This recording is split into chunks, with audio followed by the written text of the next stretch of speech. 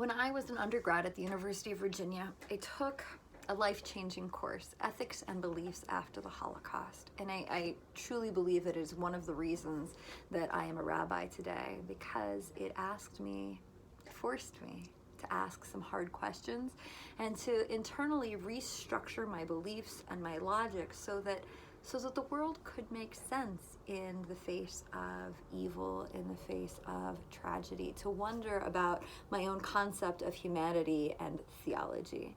Now, I won't say that everything makes sense for everyone. It's a way that I understand the world was an outcome of this course. And one of the questions that I don't know that we delved into in a lot of depth in the course, but that I have been thinking about is, once someone fully embraces Nazism and sees themselves as a Nazi, is it possible for them to reemerge, to reprogram, to reintegrate in the world in a positive way? I don't know that I ever had to conceive of this question before. I often think about my own family's history. I'm a granddaughter of German Jews who moved to what was then Palestine, and I think of myself as an inheritor of their legacy. And I don't know that I ever tried to put myself in the position of someone who had to face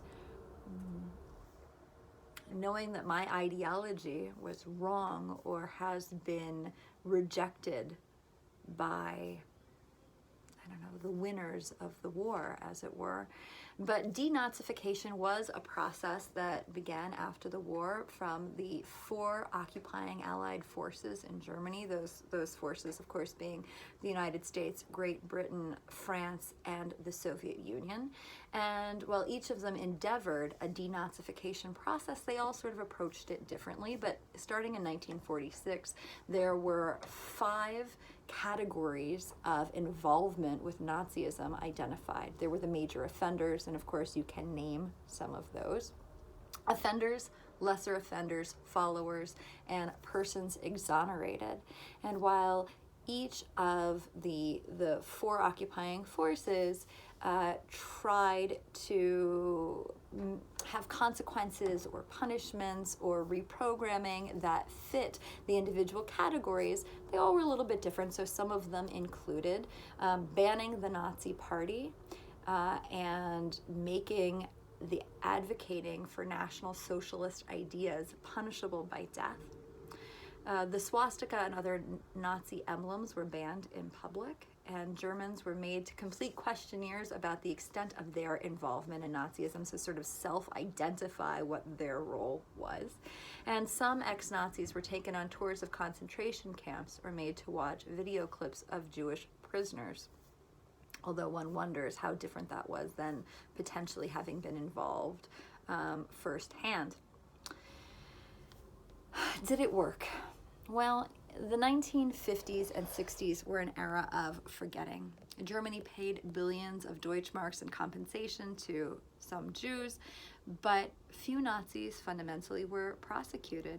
In 1952, 60% of civil servants in Bavaria were former Nazis.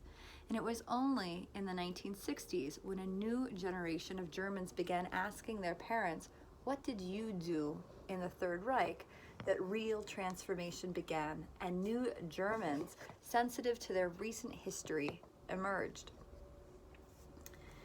Is it possible to change? Yes, I believe it is possible to change. Is it possible to recognize that what we have believed is wrong, has been misguided, that we have been wrong? Yes. Does that absolve us from punishment and from responsibility for what we have done? No. I don't think it does.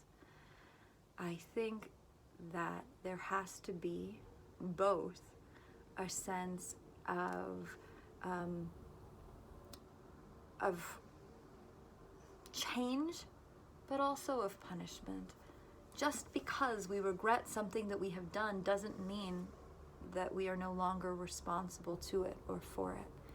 And I believe that these are questions that we continue to ask, that we continue to grapple with in our lives. And I wanted to share with you this piece of history today so that we can continue to think about it, continue to apply it in the world in which we live, Judaism believes very strongly in a sense of righteousness and also a sense of mercy. And I would argue that there are times when justice needs to be stronger than mercy, and other times when mercy needs to be stronger than justice, but that fundamentally they go hand in hand. We continue to study history so that we do not repeat it, but also so that we can be prepared within ourselves when we need to answer the difficult questions, and so that we do not shy away from those questions.